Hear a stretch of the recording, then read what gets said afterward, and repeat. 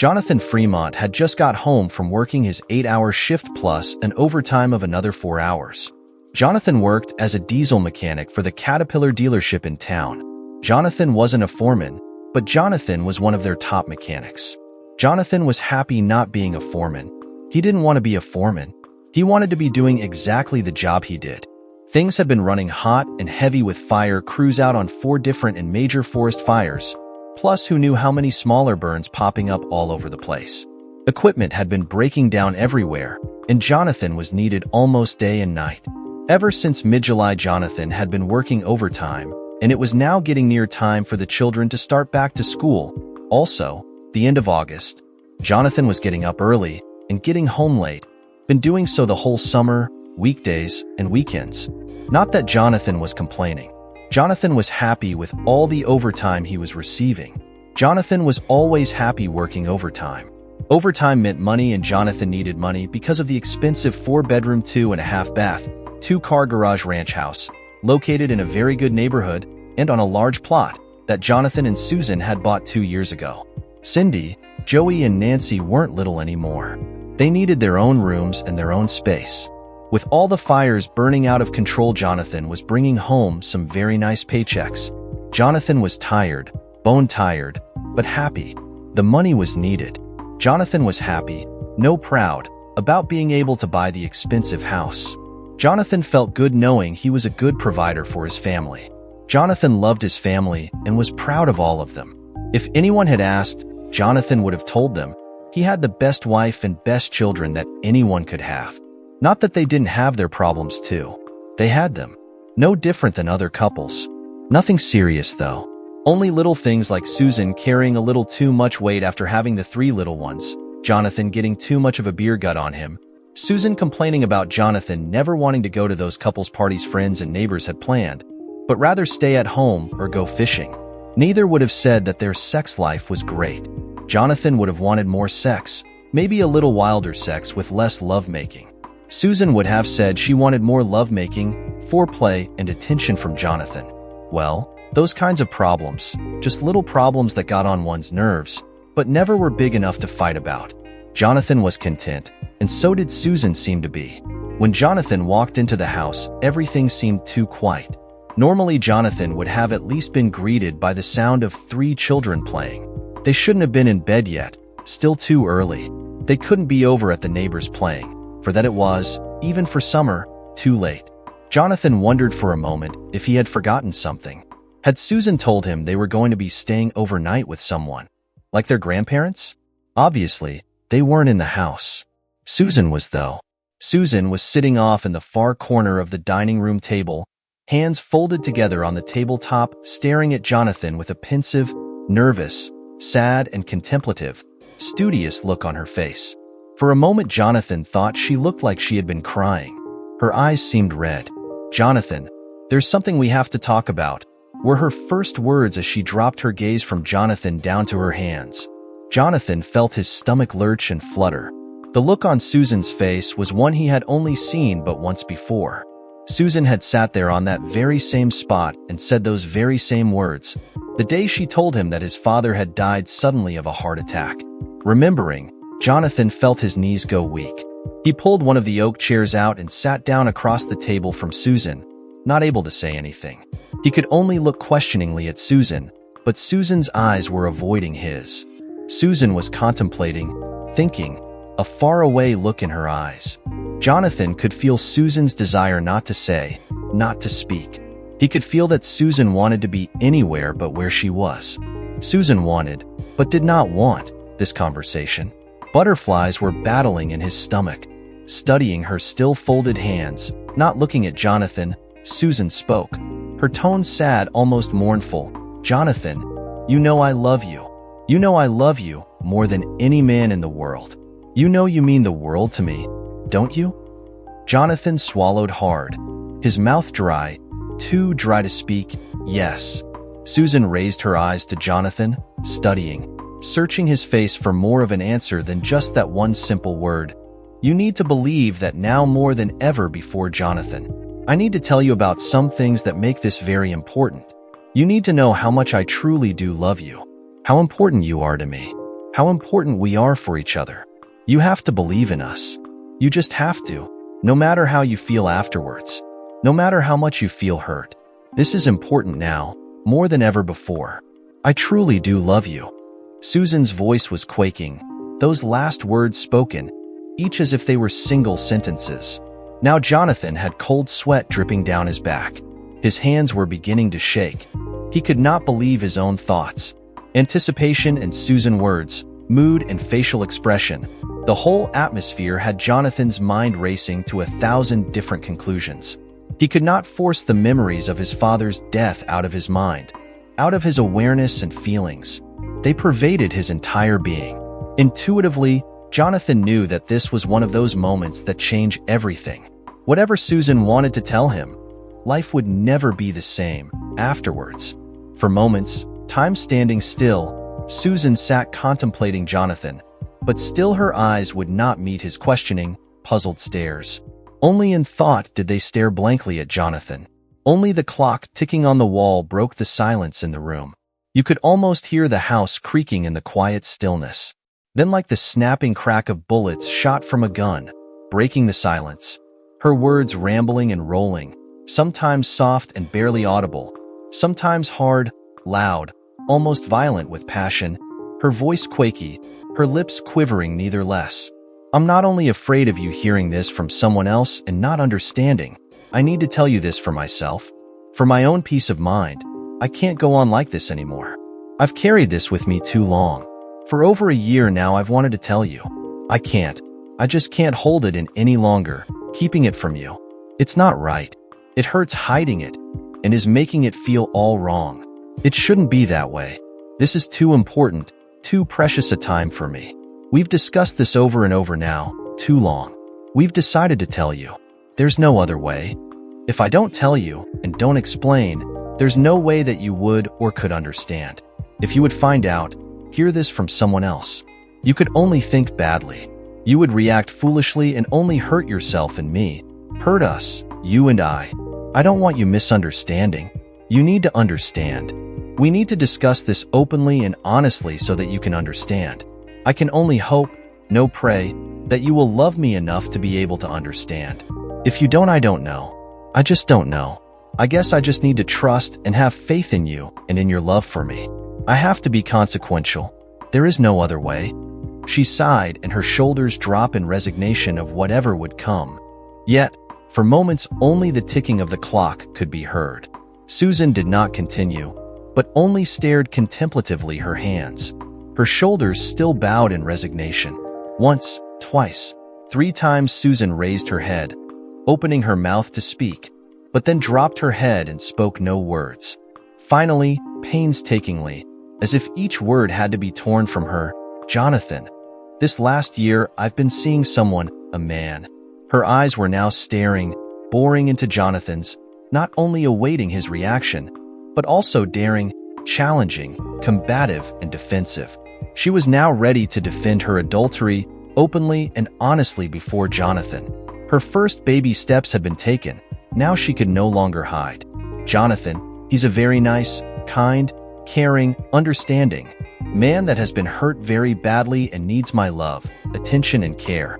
The year before I met him, he lost his wife in an accident. She died when their car overturned on the highway. He was driving, and even though it wasn't his fault, he blamed himself terribly. He was suffering from heavy suicidal depressions. Even now, after all this time, and all my love and care, he still is depressed at times." Jonathan felt dizzy. Had he heard her correctly? She was cheating on him? She had cucked and made a fool of him? He felt like he had just been knocked numb by a single punch, and was so out of it that he couldn't even feel the pain. The saliva in his mouth now turned into gummy sludge. Still not fathoming the full depth of Susan's words completely, "You're telling me that for the last year you have been cheating on me? You have been running around screwing some other guy? You're telling me that you've thrown away our marriage and our marriage vows just to get some strange?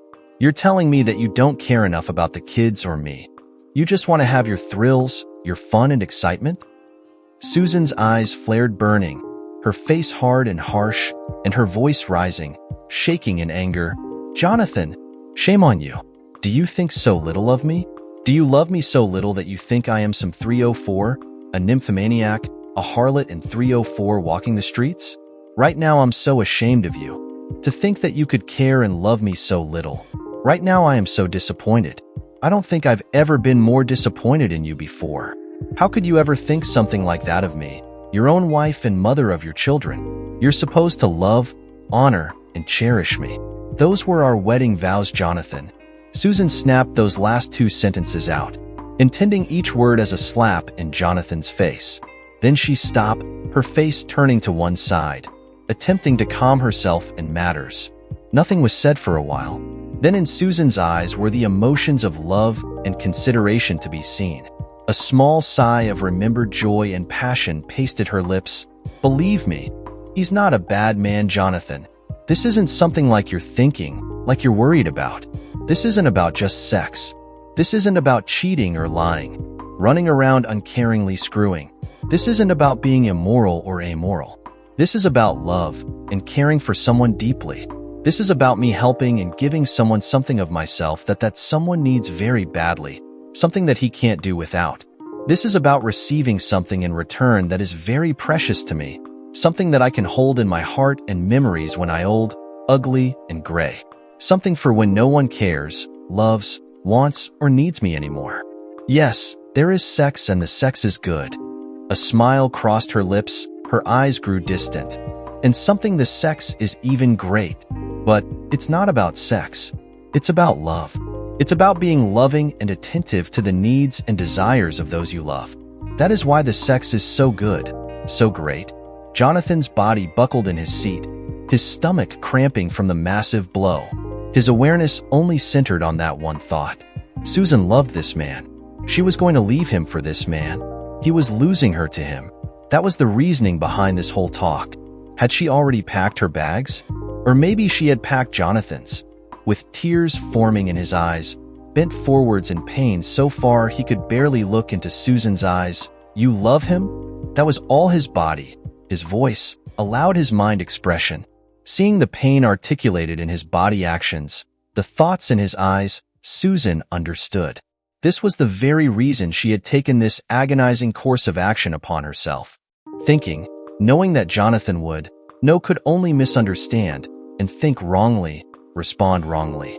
Yet still, Susan answered honestly and proudly, yes, I do love him. I love him very much. He is very important to me. He means a lot to me. Then in the most tender, gentle, and caring voice she could muster, but I love you too. I've never stopped loving you, and I never want or will stop loving you. I just love you both. Each one of you differently for different reasons. Looking forcefully and deeply into Jonathan's eyes, wanting, needing him to understand, she continued, I'm never going to leave you for him, or anyone else, Jonathan. Please never think that. You are my husband, the father of my children, and the love of my life, my soulmate.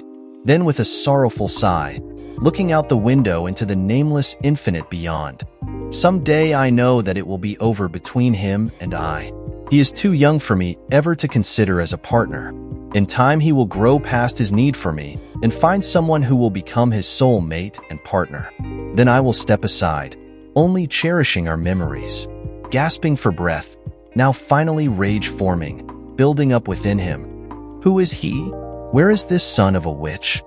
Jonathan stood up out of his chair, pacing the open area between the kitchen and the dining room. Her eyes and face cold, ever so cold, severe and insensitive. Jonathan, who he is none of your concern or business. What we two do, how we make love, or when we make love, what we do together, is none of your business. That is between only him and me. You are not a part of what happens between us. What happens between us is only about him and I. You are not a part of that, just the same as he is not a part of our life together. Never again ask me such questions. I will not answer you. Jonathan slammed his fist against the wall, the plasterboard cracking underneath his fist. How in the hell could you ever think that I would accept such a situation? Are you crazy? Do you seriously expect me to willingly share you with this a-hole? On her cold, severe, and insensitive facial expression now grew a mocking smile. What are you going to do, Jonathan? Divorce me? I don't think so, Jonathan. Do you know what a divorce would mean for you, Jonathan? Maybe you should check out your options with a lawyer before you go spouting off any more stupidity. This is a no-fault divorce state, Jonathan. He is a divorce lawyer, so we know very well the outcome. We've talked this part out completely. If you divorce me now, Jonathan, I will be taking you to the cleaners. I will protect my children and me, first and foremost. Your welfare will not be a concern of mine. You would be paying me not only child support, you would be paying me alimony, the court costs, my car payment in this house. Not even with the amount of overtime you have been making lately would you be able to afford anything but a cardboard box to live in. You'd be sleeping in your car or at work and eating Spam and macaroni and cheese for at least the next 10 to 12 years. Her expression then softening some, yet still remaining formidable, her body leaning aggressively forward off of the back of her chair and over the table. Have you given the children any thought? How do they fit into your plans? Do you know how our divorce would affect them? Have you considered what effect your relationship with them would have, you not being here for them? Leaning back into her chair, crossing her arms and laying her hands onto her upper arms, the mocking smile returning to her lips. No, Jonathan, divorce is not an option. Taken back and realizing how bitterly Susan had stacked the deck against him, Jonathan felt completely the need to at least gain point against Susan. What if I were to cheat on you? How would you feel about that? That would be fair, wouldn't it? With an angry smirk on his face, you know, what's good for the goose is good for the gander. Angry flames glaring at Jonathan, she answered quickly, too quickly to have not already thought that option through. Don't be so stupid, Jonathan. Take a long look at yourself. You're not 18 and young anymore. You're balding on top. Your belly is starting to hang over your belt. You're a middle-aged married man with 3 children and a wife to support, who would even consider having an affair or even a one-night stand with a man like you. Women our age want sincerity, comfort, compassion, and security, or they want erotic, sensuality, interesting men who can seduce them towards passions they have never known before. None of these can you provide. No again, Jonathan. If you go out chasing skirts in bars and embarrass and shame me for being your wife, I will divorce you. For long moments, both of them stayed only angrily staring at each other. It was then Susan's eyes that first broke their battle stance, her eyes then breaking from his, as her head turned again towards the window and out into contemplative infinity. Time slowly ebbed away in silence. Only the ticking of the clock and Jonathan's heavy, erratic breathing could be heard. Quietly, slowly, her attention turned back to Jonathan, her eyes no longer cold and harsh, but rather soft, tender, and loving. Jonathan for a moment was taken back, his eyes, his emotions forced to change because of hers. Jonathan, this doesn't have to be this way. My love for you hasn't changed any. I am still your loving wife, just like I always was. He hasn't taken anything from you, not a single thing. I'm still here for you, and I always will be. She continued on, if you love me enough. What is between him and me should not change our love for each other. Maybe even with time our love can grow stronger and better because of all this. Everything that happens now between us is up to you. I am still open to you. I'm still here for you. I'm trying not to burn any bridges between us. I'm even trying to open new and old ones back up. With a deep, sorrowful sigh, she dropped her eyes from Jonathan back to her hands that were once again clasped, resting on the table. I would hope that if you loved me enough you would understand what this means to me and be happy for me. Tears starting to form in her eyes, she looked back to Jonathan's eyes, her expression almost questioning, begging. I don't know what else I can say or tell you. I only thought that your love for me would be strong enough for you to look past your male ego and selfish desires and want the best for me. I'm sorry if you can't do that. I'm very sorry, she sobbed. Putting a hand in front of her mouth, she jumped from her chair, running from the dining room and down the hall towards the bedroom. The door behind her closed with a slam. Jonathan stiffly walked over into the kitchen and pulled a bottle of Jim Beam from out of one of the cabinets. Before moving back into the dining room, he tipped the full bottle up and drank, letting the liqueur flow down his throat in 3, then a final 4 heavy gulps. Sitting back on that same chair he had before, he stared for a moment back at the corner and the chair Susan had been sitting in. Lifting the open bottle once again, he toasted, Here's to my loving wife. Here's to my loving, adulterous witch wife." Then with the bottle pressed to his lips, he allowed another 3 heavy gulps of whiskey to slide down his throat. Jonathan normally never got angry drunk. But this night wasn't normal, was it? The more Jonathan drank, the angrier and more depressed Jonathan seemed to be getting. Normal, quiet Jonathan was also getting to be very verbal. Angry, depressive thoughts and alcohol was allowing Jonathan to not only become very verbal, he was also becoming very abusive in his language. At one point, Jonathan got up and staggered, bouncing off the walls, walking towards the closed bedroom door. Finding it locked, he slammed his fist against it. "God damn it, Susan! You're not only screwing others, you're locking me out of my own goddamn bedroom. I can't even be a man in my own house anymore. You cheating turned me into a cuck that isn't allowed to sleep in his own goddamn bedroom anymore. What's next? You going to screw him in our own bedroom? Is he going to be sleeping now in my bed, in my place instead of me? Is that your next move? Or has that already happened?" Jonathan staggered back into the dining room, but not before calling out once more the Susan. "You're a goddamn 304 Susan. I hope you know that. I never should have married you." About a half an hour later, Susan walked back out of the bedroom. She was dressed and had a small overnight case of clothing in one hand. Intending first not to stop, she did though. For moments she looked, staring in pity at Jonathan, now completely inebriated, his head on the table, the bottle of Jim Beam mostly empty and tipped over in front of him. Just before she turned to leave, Jonathan saw her and raised his head for a moment. "Going to your lover?" Susan did not answer him at first, but turned and walked away, opening the door. "Yes, Jonathan, I am going to him tonight. You're so angry and drunk, I'm afraid of what you could do. You've said enough cruel things to last me a lifetime. If I hear any more, I'll only learn to hate you. I only pray that tomorrow you'll think differently and that we can talk." Jonathan slept for a time to then awake, pulling the bottle once more to his lips. Then he fell back asleep. Once during the night he did though wake and felt even halfway sober. He stumbled then into the bedroom, sitting on the bed, feeling so alone. The full volume and consequences of last evening swept over him. He cried in deep hysterical sobs that did not seem to end. The next morning found Jonathan naturally hung over and unable to think of working. He called in sick for the first time in ages. He asked, no, he told his boss that he was taking not only all his sick leave days, he was taking a week's vacation. When his boss became indignant, Jonathan only answered him, "I don't care. If you don't like it, fire me." Hanging up the phone while his boss was still arguing with him, he mumbled to himself, as if it matters. If he didn't work for them, he'd be working for someone else. Wandering around the empty house, he knew he should be doing some things. He should be reacting, and there were things that needed to be done. He knew he had to find out facts for himself, not only accepting everything Susan had told him. How in the hell am I going to find a lawyer? With my luck, I'd end up calling her boy toy. He searched through the telephone book until he found a female lawyer. That should eliminate that possibility. Staring at the phone, he couldn't call. There was this feeling of finality with that simple act of dialing. If he called this lawyer, he would be putting everything he had worked for 4 years, behind him. The house, his marriage, his hopes for his and their future. His thoughts kept wandering. This isn't true. It isn't happening.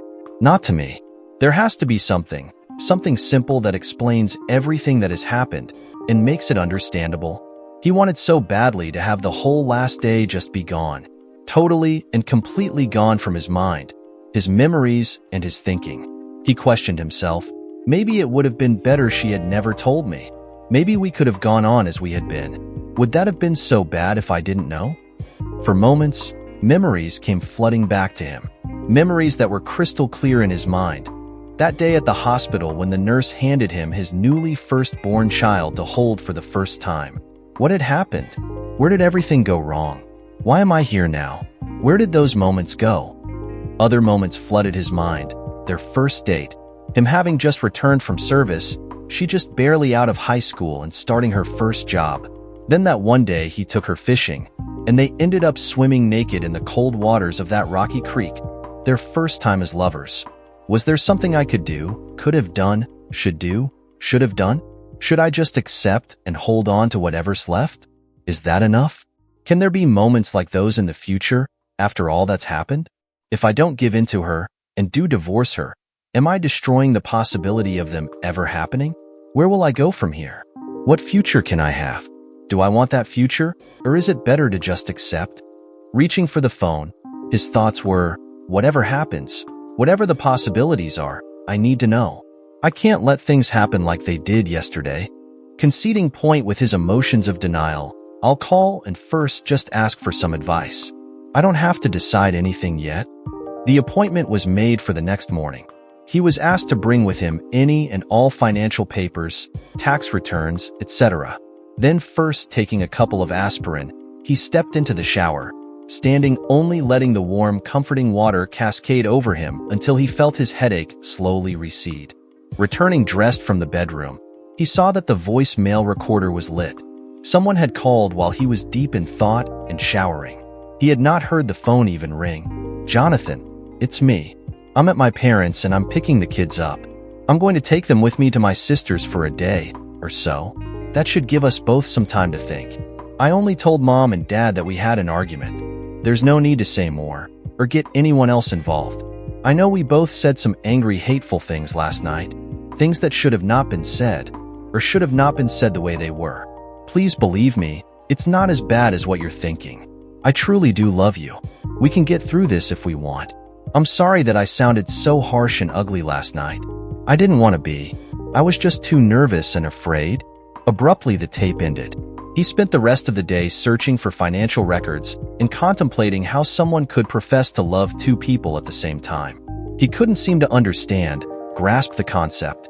He knew he loved people differently, that there were levels of love, friends, family, wife, children, mother and father. But how could someone love emotionally and sexually two different people at the same time? Am I missing something here? Could she be right? Some way? Somehow? Is this somehow unique and unusual? Am I being too judgmental of her? Does she love me? Does she love him, or is she just infatuated with him, with the sex, emotions, and lifestyle he can offer her that I can't? That I can't. With that thought, the pain gnawed again at his innards. She had a life away from him, foreign to him, a life he was not allowed a part of, a life he could not provide. After the pain and fear came hate and anger, followed by self-doubt. Why? How had I failed her? What have I become that changed us? He remembered her words, telling him how he had changed. He didn't feel himself changed, but then he did. Walking into the bedroom to stare at himself in the full-length mirror, he wondered, when had all these changes happened? Why hadn't I noticed them? His thoughts darkening. I have changed and I'm not who I was. I'm not the man she married. We've been living off of memories for how long? I wasn't there. I wasn't there for her, with her, sharing. I first left her, before she left me. Does she love him because he is the man I had been? She is loving him only as an ersatz? Is that it? Do I only need to win her back from him? Is this what it's all about? Then in anger, do I want to win her back? Why am I always the one at fault? Damn it, how about me? She isn't the same person I married either. Isn't there such a thing as equality? She cheated on me. I didn't force her to do anything. I'm the one being hurt. Still thinking erratically, his mind wandered into deeper, darker passages, thoughts of her with her lover. Thoughts of how she had said that the sex was great. Did that mean her lover was better than him? Did she do things with her lover, things she had never done with him? Did they have sex from behind?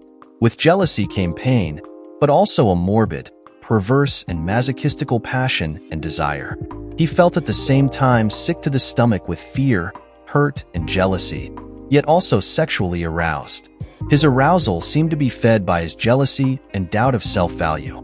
In self-debasement, he needed to see, hear, and know each and every little detail of their lovemaking. He shook himself, trying to break away from the illogic of his own debasement, yet he could not completely.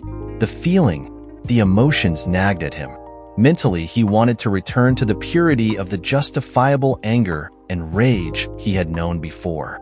She was doing him wrong. Her lover had wronged him and his marriage. He had done nothing wrong. He was innocent. Yet self-doubt continued to nag and toss in his intestines. Susan drove along the state highway out and up into the mountains above their city. The children were quiet in anticipation of visiting Aunt Jenny and Uncle Joe. Jenny and Joe lived in their mountain home far from neighbors, but with horses, dogs, and cats to play with. Alongside their log house was a small meandering stream flowing from shaded pool to shaded pool in the late summer's heat. Remote from other children, they still had plenty of adventures to occupy their time. Jenny and Joe could have no children, so the few visits from their nephew and nieces was always welcomed. Both worked from home on the internet, so time was not a question. Susan knew that once there, the children would be taken care of and happy, while she would have time away from Jonathan and Rich to think her own thoughts. Having slept the night and time having passed, she was deeply regretting how her conversation had gone with Jonathan. She was ashamed of the part she had willingly played. She had not wanted to say the things the way she had. None of the talk seemed to have gone the way she had planned. Nothing she had said had come out right, or was understood the way she had intended. She had not controlled her emotions and instead reacted to his rage and anger with her own anger. In her anger, she had willingly hurt him when she had not wanted or needed to hurt. She had planned to not say anything about her sexual relationship with Rich, only that it was sexual. Yet, she knew that she herself had been the first to say anything about how their lovemaking was. She had hurt him unnecessarily by doing so, maybe even hurt him too much to repair. She should not have gone there.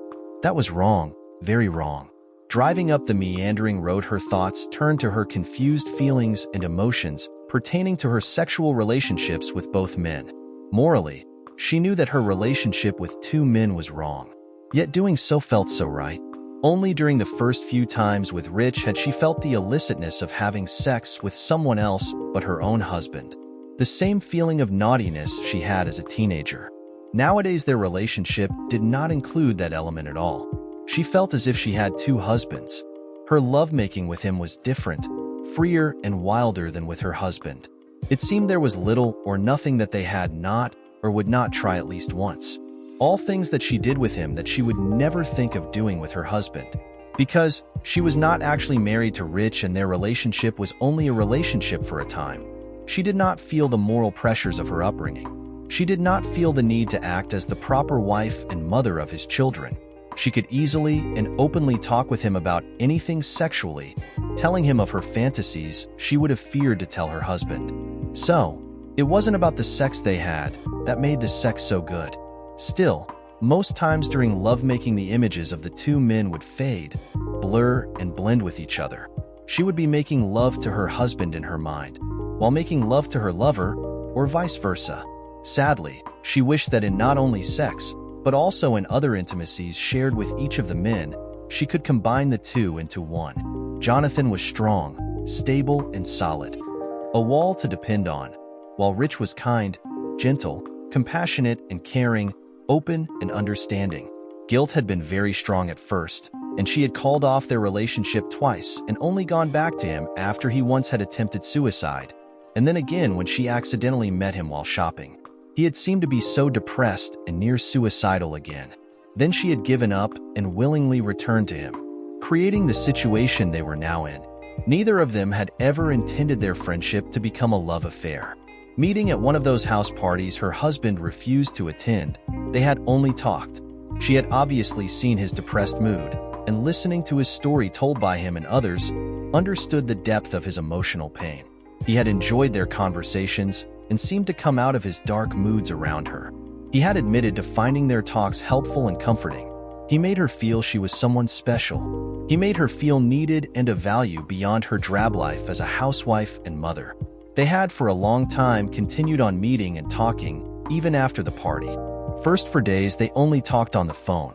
Later, they met at cafes and restaurants during the day, when her husband was at work and the children in school. Nothing had been sexual all that time. They had grown into a close friendship only, with each of them sharing their hopes, worries, and concerns. Before the accident, he had worked as a paralegal. The settlement from the insurance company of the car manufacturer had been a multi-million-dollar settlement. Between having the money, time spent in the hospital, he had given up any attempts at working. Through their talks, she had been able to persuade him into returning back to college and studying law. Slowly, Their relationship had moved from phone conversations and lunches to her finally, in a sisterly manner, visiting him at his house. Her intentions had been for her to cook him a home-cooked meal. The meal and visit to his house had not seemingly changed their relationship much. Yet, more and more did she visit him, going directly to his house, and less did they see each other in town. Before long, she seemed to simply have taken over the position of housewife and ordered his haphazard household back into an orderly manner. This had, though, brought them into a closer intimacy, and not even aware of doing so, she often associated him and her behavior towards him with her husband and her behavior towards her husband. Unaware of even doing so, they both were slipping down a steep slope of emotional entanglement. Often their conversations would turn to being sexual in nature. They talked about their desires, fantasies, and likes. They told each other about events in their past where each had done something unusual and exciting. So, with time, the atmosphere between them became sexually charged, and then it happened. Though they had kissed before, that day after kissing in the kitchen, they had fervently adjourned to his bedroom, their lunch left still uncooked, sitting on the kitchen counter. After their passion had abated, she had hurriedly dressed and rushed from his house. At home she had showered, crying while scrubbing and scrubbing in an attempt to undo what they had done. When he later called, she refused to answer. She avoided all contact and shunned places he might go. Plagued with guilt, she promised herself that something like that would never happen again, and be her secret transgression known only to herself. Yet, a week later, hearing the news that he was in the hospital after having taken an overdose of sleeping pills, knowing the feeling of guilt for having been at least part of the cause, she visited him. Holding hands, they quietly promised each other never again to be intimate. But that was an empty promise. Though each felt guilty about their actions, each was too weak, and the next session of lovemaking and regrets followed within days. After that final return, she gave up hope of leaving him, having a normal life, and simply accepted the finality of their affair. Now walking through the forest surrounding her sister's place, hearing her children laughing and playing, she cried. She had wanted so badly to explain to Jonathan her thoughts and feelings. She needed her strong, stable, solid husband's help. She felt trapped by her own doings and did not know any way out. She had hoped that as a husband and wife, they would have been able to talk and somehow out of those talks find solutions. She had been willing to answer any questions he had about her reasoning, her feelings, but he had not. He had only thought about the results. Nothing else mattered to him. Everything that mattered to him was that she has sex with some other man. She had done the dirty. She had been nasty and slutty. Why couldn't he understand that it wasn't about sex? Sex was just an expression of emotion, an understanding of intimacy. Everything that happened in their lovemaking happened because of the emotions and desires they had for each other. Of course, she was different with Rich than with him. Their emotions towards each other were different than those between him and her. She couldn't do and act the same with her husband, simply because of the fact that with each of them she was on a different level of intimacy, communication, and understanding in their relationships. Each was a different, non-comparable dimension and entity. Comparing physical acts of love and expression was insulting and demeaning to everyone involved. Everything had gone wrong with their talk. He had only reacted angrily and demanding. She had not controlled herself as she had promised herself. She had retaliated, forgetting her true purpose and wanting to bring everything out into the open. Never once had he asked why, not even wanting to know. This alone had angered her most. He had not cared enough about their relationship and her to know, or even try to understand how such could happen between them. So then, she had lashed out at him in anger and hurt him where she knew it would hurt the most. It had been wrong. So wrong, and everything happening afterwards only made things worse. How could she possibly make up for the mistakes already made? Jonathan sat, hands folded with fingers entwined, slightly hanging between his open legs, while he looked pensively over the solid large oak desk towards the older gray-haired lady behind it. She was reading from the forms he had filled out before and those he had brought with him. He wanted to speak, to rush into explaining, telling her everything. He needed to tell her, to tell someone, but her whole aura demanded that he wait, so impatiently he did. After finished reading, she slowly laid the paperwork aside and looked over her reading glasses towards him. So please tell me why you are here. What happened to make you decide to divorce your wife? You don't look well. Are you feeling okay? Do you need help? He coughed. Yesterday. No, the day before yesterday, my wife told me that she's having an affair. Been having an affair for a long time. Jeez. I don't know how to say this. It was only, guess I haven't gotten used to the thought. This is all new to me. I don't know what to do. I don't know what I can do. You're here because you want to know your options? Do you think that there isn't any possibility of reconciliation? Her eyes were studying, questioning him, stammering in reply, yes. Yes, I need to know my options, and no, I don't know if there is any possibility of reconciliation. She says she still loves me and doesn't want to leave me, but on the other side, she doesn't want to leave him either. It just doesn't sound right. It sounds so wrong. She can't love us both. I need to know my options. Then he told her what his wife had told him about how he would fare in a divorce. The lawyer smiled, she chuckled, and she shook her head and frowned during his telling, only letting him have his say and not stopping him before he was finished. Some of what she told you is true. We are in a no-fault divorce state. Therefore, the reason for the divorce is irrelevant unless you could prove her to be criminal, a drug user, dangerously sex-addicted, or incompetent as a mother, can you? She stared at him, watching him shake his head in negation of her question. Then also the children would remain under her, but joint guardianship. She could not and shouldn't want to restrict your visitation rights. It is to her and the children's advantage that you involve yourself as much as possible with them. All equity is to be divided between the two of you. Unless you can prove sources of income through inheritance or such, everything would be divided 50-50. That would include your house, 401k, both cars and your savings account, everything but personal possessions. Then taking a deep breath, you've been working too many hours overtime, and this would be to your disadvantage in a divorce. The courts would be looking at your past earning history and calculating the amount of child support and alimony you would need to pay. Since she is not working now, or has been working in the past, and is the mother of 3 smaller children, the courts would most likely not consider requiring her to work for some time until the children are older. You would be paying her alimony. You wouldn't be living in a cardboard box, but you all would suffer financially. There is no question that with your earnings, maintaining 2 households is costly and will cut into the quality of all of your living standards. Not only your own, but hers and the children's. Studying him for a moment before continuing, you could file suit against her lover for alienation of affection, but since you don't know who he is, and now that everything is in the open, getting sufficient evidence to prove your case is going to be extremely hard.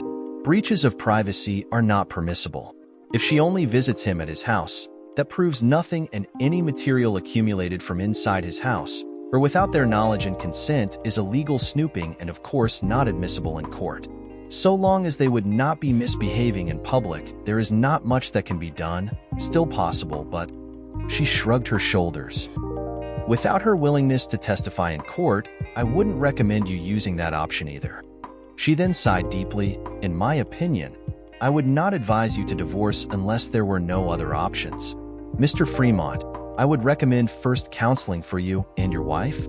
She quickly glanced down at the paperwork seeking his wife's name, then stopped, losing her professional demeanor, and in thought spoke, Susan Fremont? For moments she again studied his forms, noting address and telephone number. From her purse she pulled out her cell phone and scrolled through her contact list. Obviously shaken, she looked up to him. Mr. Fremont. We? No one knew she was married. I'm so sorry, but this isn't going to work. I can't. No one here can help you. It's a matter of confidentiality. I am sorry. Shocked at this turn of events, sitting on the edge of his chair, he asked, You know her? He works here, doesn't he? Who is he? Where is he? Off balance, but attempting to maintain her deportment, she answered, No, he doesn't work here. He used to work here as a paralegal. We all knew his wife. We all were very touched by her death. I have met Susan, your wife, on only a few occasions. Jonathan, I can't speak to you as a lawyer. What I'm saying only as an involved person. No one knew she was married. They seemed to fit together so well. She was good for him. We all were happy for him. She shook her head. This isn't right. I know him well. He's not the type to be chasing after married women. I also consider myself to be a good judge of people. Susan is not the type of woman who could take any relationship lightly. There's more to this than you and I know. Standing up, she walked over to him, touching him on the shoulder. I know this is all new to you and you hurt, but please consider all of your options. Ask questions and find out facts before acting. Think about the consequences not only for yourself and for your wife, but also think about your children. With that, she handed him her calling card. There's my private number on it. If you need to talk to someone, call me. If you don't want to talk with me, I know a good therapist that I'm sure you'd like. Walking out, he began thinking more clearly. Even though not much had been said, and he also had not found any solution to his problem that could satisfy, he was beginning to understand that there never would or could be a satisfying solution. The problem created by his wife could only mean for him, you win some, you lose some. Where did he want to win, and where was he willing to lose? Where could he succeed, and where could he not? Realizing his greatest fault in this affair was that he had lost control. No, not lost control. He had freely given up control over his life to others, expecting them to take care of his needs. He had passively allowed and waited for Susan to provide him with a meaning to life, with happiness. Yes, he had worked hard, but always towards goals others had set for him. He never set his own goals for himself, and in doing so he had slackened and in some aspects become lazy. He had a job, a house, a wife and children, but he didn't have a life of his own. His sole hobbies and interests were decimated down to fishing, drinking beer, and watching TV. Hell, he wasn't even interested in mechanics any more than at work. He hadn't worked on a car other than to fix them when they were broke, since his teen days. Friends, other than co-workers and social friends and neighbors of his and his wife, he had none. All of his teen buddies had somehow wandered off without him even noticing. He had let himself go, and she had been right. He was getting fat, looking and acting like a slob. Then what if they would break up? What would be the consequences? What would he have to do to protect himself and his interests?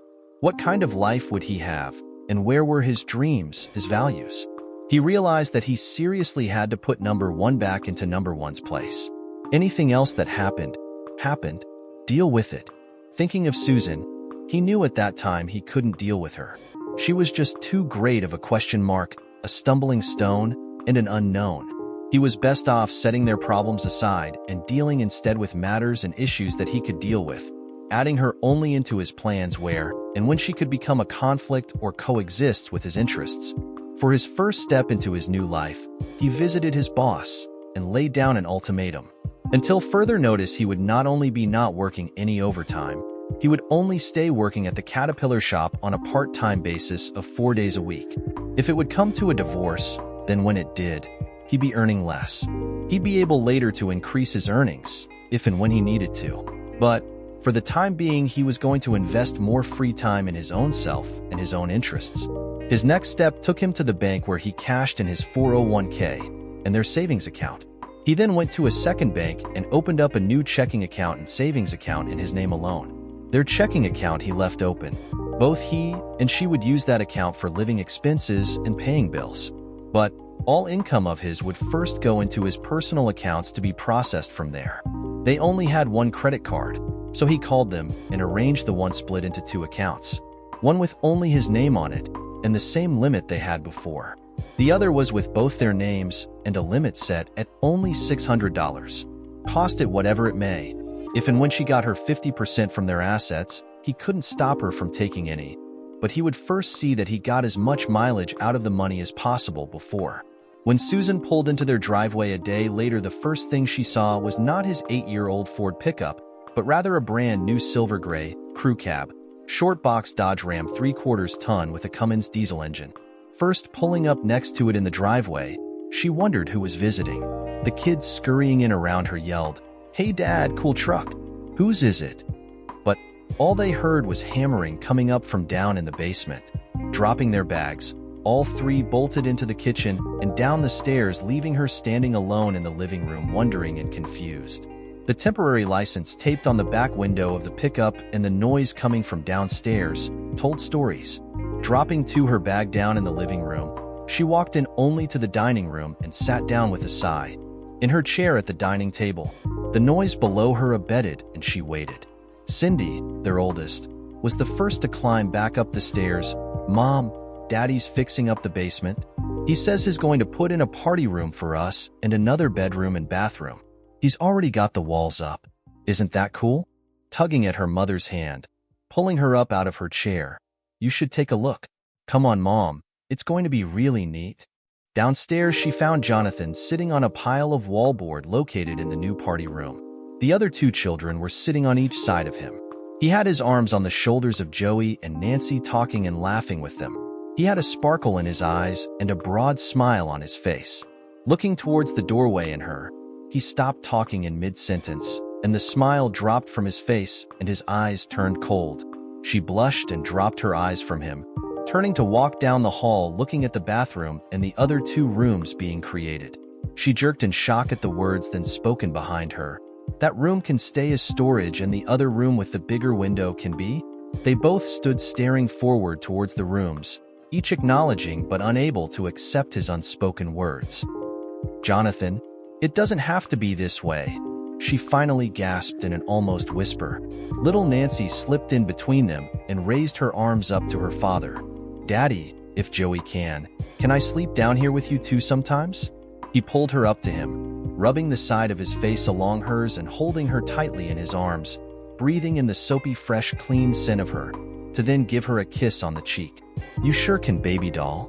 Jonathan spent the rest of the day and into the evening working in the basement. He only went upstairs when needed. It was after the children went to bed that Susan slowly, pensively walked down the steps, seeking him as he meandered through rooms cluttered with building material, still planning his work for the next days. For moments that seemed like hours, they stood staring at each other. She wanted to speak, to be the first of them to open up and again try to explain. But in her thoughts, her hopes, she still wanted him to ask her that one simple question: why? She still hoped that he would want to try and understand. Breaking from contemplating his wife, Jonathan looked around the party room, at the expanse of wallboard, lumber, tools, and fixtures haphazardly strewn around on the floor. His thoughts wandered out to the new pickup parked out front of the garage. "You were right, Susan. I let myself go. But my biggest mistake was trusting you with my future, my happiness." With a deep sigh, he dropped his head. "No, maybe it wasn't trust. Maybe it was just laziness. I don't know right now." Raising his head up, his eyes cold and glaring into hers. "But one thing I do know, that has ended."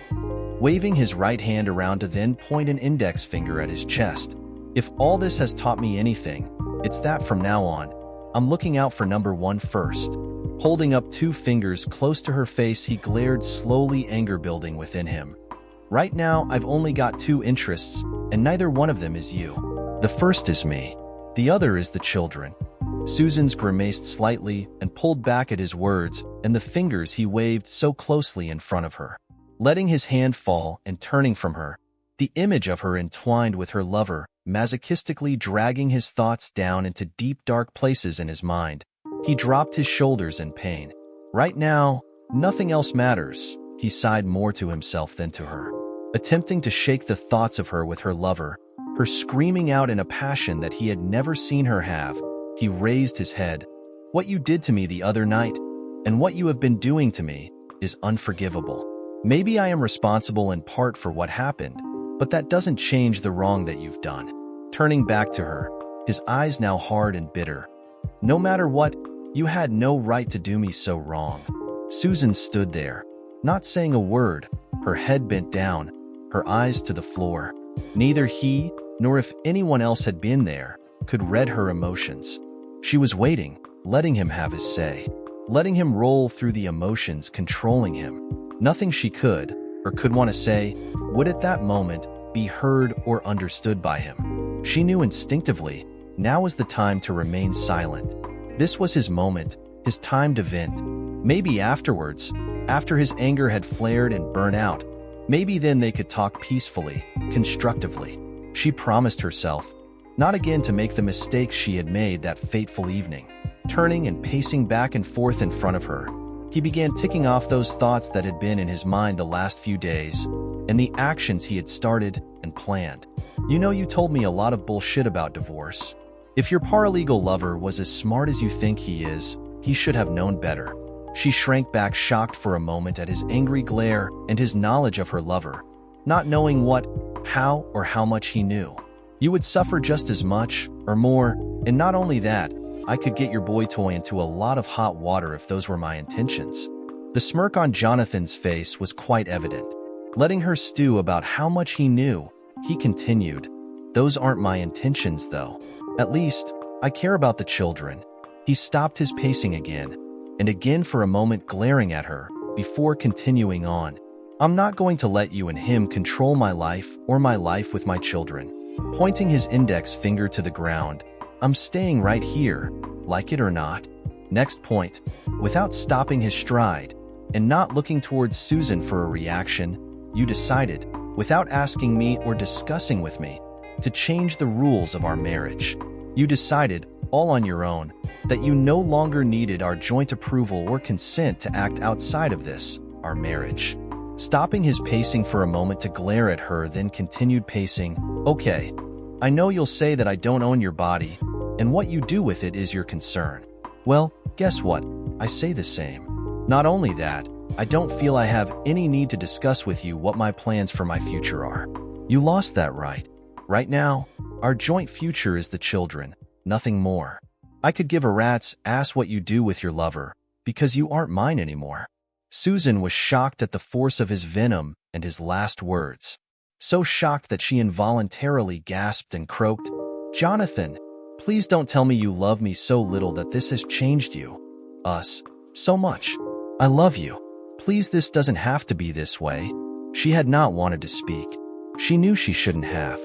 "Love?" Stopping mid-stride and pondering, "Love?" Turning to her with his face contorted in pain. "Do you know how close love and hate are to each other?" Breaking down inside, his hands shaking, his legs no longer able to support him, he sat down on the stack of wallboard where a few short hours before he had sat happily laughing with his children. Fighting back tears from his eyes, he dropped his head, hiding his face from her. "I love you now more than ever, maybe even more than before. But, at the same time, I hate your guts. I hate you more than I have hated anything in my whole life." He turned his head up towards her, his eyes moist, his face still contorted with pain and anger. "I hate you. I hate you for what you've done to me." Susan stood there for moments, her hands covering her ears, her face an expression in shock. As she turned running up the stairs sobbing, he lay down on the wallboard, curling up into a fetal position, his mind racked with images of her and her lover. Images more graphic than any adult movie could ever be. He whimpered, "Susan, why? Why did you do this to me? I love you. Why?" Susan ran up to her bedroom, throwing herself sobbing onto the bed.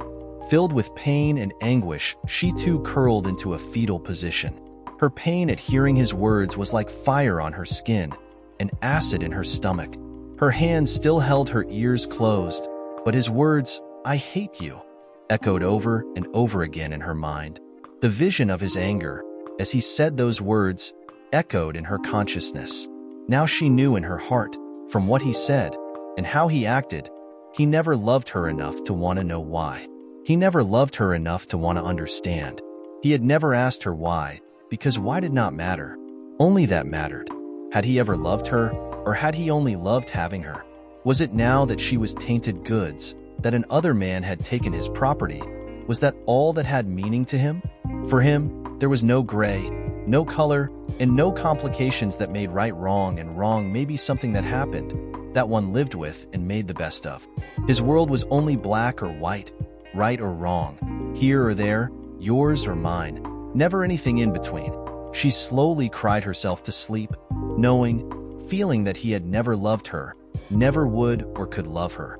She felt, she realized, she had been open to involving herself with Rich, her lover, because intuitively she had known that Jonathan had not truly loved her. Their marriage of love had been a marriage of convenience for him. He had never given her his true love. Days then weeks went by. Jonathan finished the basement rooms and moved down there. With the children, now that he wasn't working so many long hours, he spent more time. He took them to amusement parks, he bought a fifth wheel camper and took them camping with him. In all of these ventures, he ensured that Susan would not be welcomed or present. If she asked to go along, he would either ignore her or ask her if she didn't have something better to do. "Aren't you neglecting someone?" The oddness of his behavior with her was even beginning to be noticed by the children. They started to feel and act insecure and shy, almost fearful when the both of them were present. When she again tried to bring up the subject, he walked away. He refused to talk about it, or about them. The only time he spoke about the matter were those few barbed comments. One day after they had put the children to bed, she asked him to wait. She had been moody all day. They sat again at the kitchen table. "Jonathan, we've broken up. He didn't want to be the reason for hurting our marriage anymore. He's moving away. It's over." Jonathan snorted. "And that is supposed to make a difference?" She flinched at his words and the bitterness in them. After all the weeks, nothing had changed. Only his anger had slowly ebbed into bitterness. He stood up and asked her, "Was that all the news?" Susan sat staring at her hands for a long time, before looking up questioningly into his eyes. "Is that all we have to say to each other? Are we that far gone?" He only turned and walked away, and down the stairs to his rooms. Down in his room, sitting on his bed, anger and a desire to punish her cooked within him. He repeated, "And that is supposed to make a difference?" Life slowly went its course, and nothing changed but that Susan became quieter, more thoughtful and contemplative. Days turned into weeks. Then slowly Christmas and New Year's came and went. That Christmas had a chill not explainable with the snow on the ground and the winds that howled outside. Little Nancy was the first of the children to break under the cold atmosphere. She began to become at times irrationally aggressive and at other times reclusive. She avoided both her father and her mother and hung almost entirely on her brother. Maybe because of this, he too began to slowly change. Slowly, he seemed to become older than he actually was. Last it was Cindy, the oldest, that started to stay more and more away from home, becoming involved in school activities and friends. So, one day as Jonathan came home from work, he found Susan sitting again at the kitchen table, in the furthest corner. The children were again absent. "Jonathan, there's something we have to talk about," she said again, but this time with a deep sadness, without hope. In her hands, she held a large manila envelope, which she slid over the table towards him. "I filed for divorce." Jonathan looked at the envelope, grunted, nodded, and headed back down to his lair in the basement. As he entered his room, he locked the door behind him. With a sigh that was close to a sob, he sat on his bed. His shoulders slumped and his head drooped until he cradled it with his hands between his knees. He couldn't make sense of all the emotions roiling through him. An almost impenetrable curtain of fear smothered everything. He didn't fear the dissolution of the marriage. That had happened 6 months ago when she told him she'd been having a year-long affair. And it wasn't just sex. No, the fear that turned his bowels to water was how he could continue after losing his children. He'd thought his life was far better than most, like one of those paintings on the Norman Rockwell plates his mother collected. Now it seemed more like one of those pictures for kids where, when you looked carefully, you saw the outline of monsters hidden in the ordinary. Nothing resembled what he'd thought. Susan was like one of those people on TV who pull off a skin-like face mask to reveal a different actor. When Susan told him about her lover, his world had dissolved and all he could see were the monsters. Everything he'd thought he had was gone, except the kids. He'd always believed that if you worked hard, put your family above yourself, and were honest and loyal, you'd realize the American dream of a wife. 2 kids and a nice house with a white picket fence. He thought he'd had all that. Now Susan was going to take it all away. He didn't mind losing the house. He wanted to lose Susan, but what would his life have meant if it weren't for the kids? They were the meaning of life. What happened to you didn't matter. You built for the future. You built for your kids. No, being shed of Susan would be like getting rid of a bad debt. Losing the kids would make him like a new car without an electrical system. Pretty and even potentially powerful looking on the outside, but useless. It was when she told him what would happen with the kids that his blood turned to stale piss. At one point he'd thought about getting DNA tests. A drunken friend had suggested, maybe if they aren't really your kids. For a heartbeat he had wondered if that would make it easier. Perhaps he could stand the pain of losing them. if they weren't really his. But in his gut, he knew that the source of the sperm didn't matter. They were his kids, and he would do nothing that might damage them or their relationship with him. If they weren't his, he never wanted them to go looking for their real father. These last 6 months had been both the most painful and the most rewarding of his life. Seeing Susan, especially when she was leaving or returning from a bout with her a-hole lover, was chewing him up inside rather like a turtle with a piranha trapped inside his shell. The assault on his manhood was a feather blow short of unbearable. He'd never understood the real meaning of hate, the kind of hate that lasted generations, until the last few months. He'd also never understood the balm that spending time with his kids provided.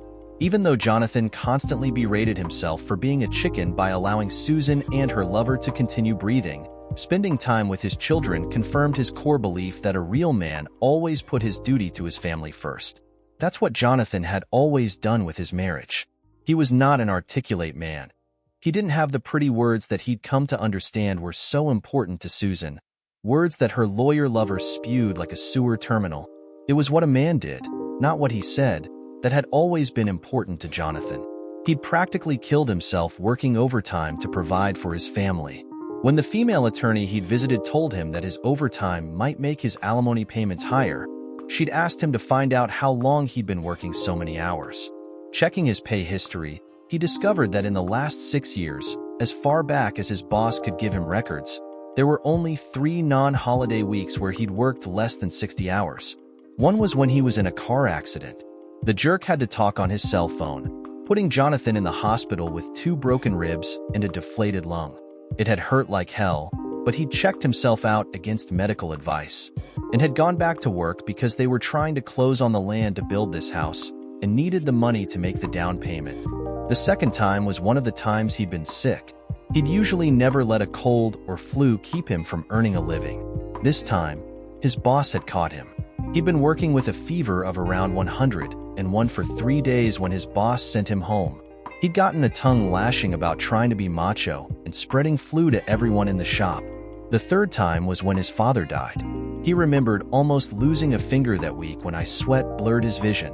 Still, he'd only taken off the minimum days necessary to fulfill his obligations as a son at the funeral. Jonathan snorted as he remembered something Susan had yelled recently when she tried once again to explain her adultery. "You loved your job more than you love us. You used it to hide from your family and your duties."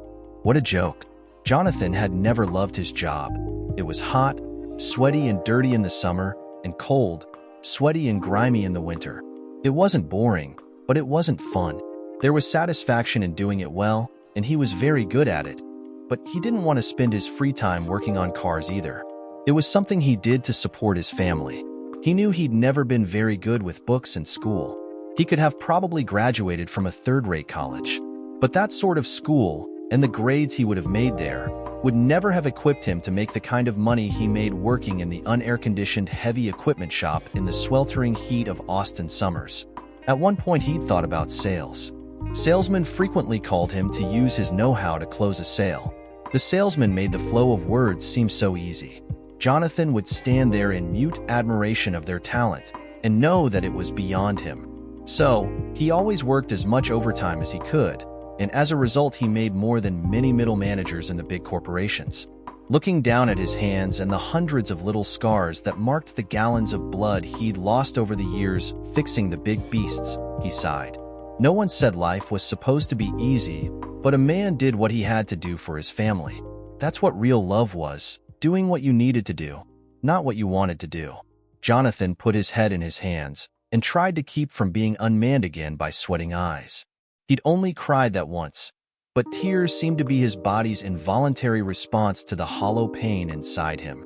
Unbidden, his mind once again replayed the putrid words Susan had used the night she destroyed his world.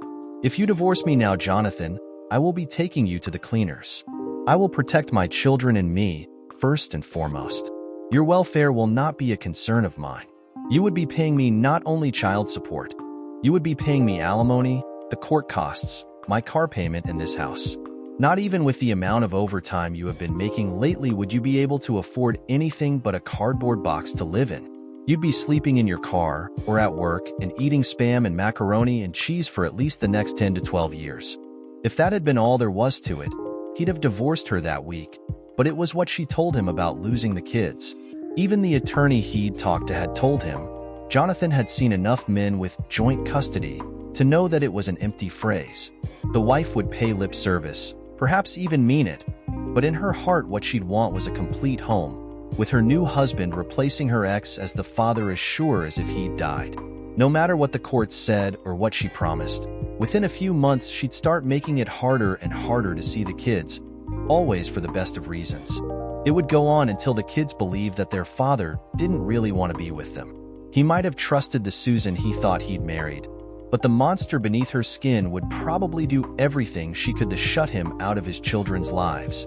She told him that her lawyer lover had broken up with her because he didn't want to hurt her family.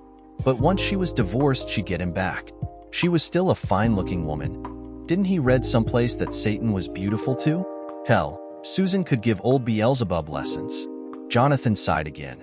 He'd done everything he could to make this insane situation work. He tried to make himself his #1 priority, but he couldn't. His kids' happiness was the most important thing in his life, and he'd failed there too. His thoughts flashed back to an article in a magazine that Susan had accidentally left open recently. It talked about how much better and easier it was on the children if one parent died instead of losing one to a divorce. Not even realizing what he was doing, Jonathan reached under his mattress and removed the pistol he kept hidden for home protection. On autopilot, he removed the trigger lock and put the gun into his mouth. The barrel was cold and uncomfortable on the roof of his mouth. The metallic click of the hammer hitting an empty chamber caused such a massive startle reflex that he was flung back on the bed.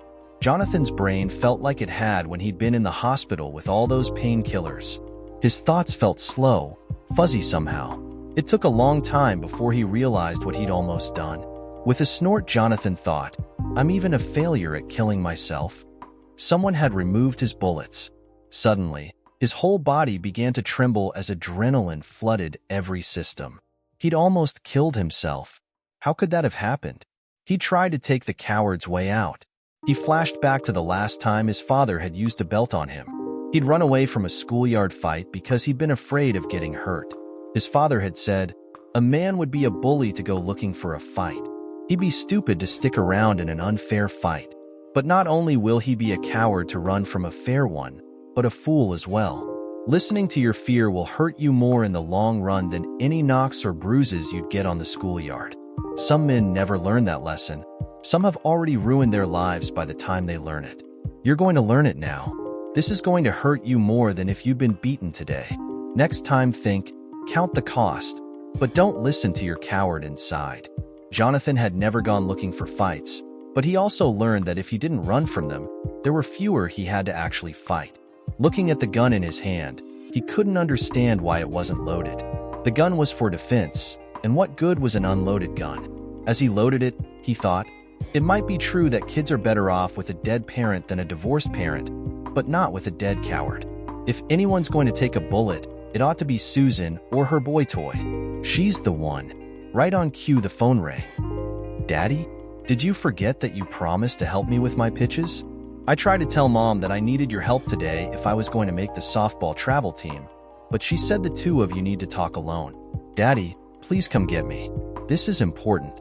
If I don't make the club team this year, I'll never be able to make the high school team. Jonathan's whole body was still trembling with the after effects of the adrenaline flush. Sitting silently, a distant part of his mind wondered if his words would be as jumbled as his thoughts. Could he manage a simple hello? Daddy, this is important. I've been calling your cell ever since Mom dropped us off here. I guess you forgot it again. Please, if you don't feel like coming to Graham's, I'll get her to bring me home. Please, Daddy, I need you. This is so important. Jonathan's mind was a maelstrom of discordant thoughts swirling around a core conviction. Someone needs to die. If not him, then Susan or her a-hole, but somebody. Only a tiny voice wailed that his kids still needed him. No matter how minor the role he'd be allowed to play, they needed him. Murdering someone else would take him from their lives as surely as if he'd just killed himself.